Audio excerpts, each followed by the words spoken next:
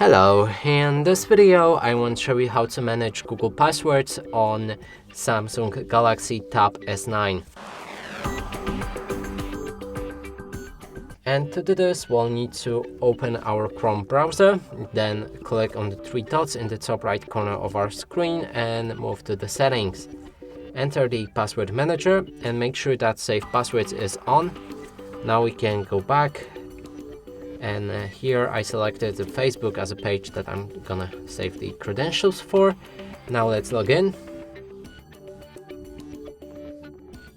And when we click on the login button, we should be able to see the pop-up Save Password. Save it, then go back to the password manager the same way. And right here on the bottom on that list, there's a Facebook that we tried to log in. We can click on that to edit the password or the username. Now there's also option to preview the password, but for that you will need to set up the lock screen on your device and unlock it. So here's the password. And the last option we can do here is to click on that bin button to delete the password from the saved list. And that's it for this video. Hope you like it. Please consider subscribing to our channel, leave a like and a comment below.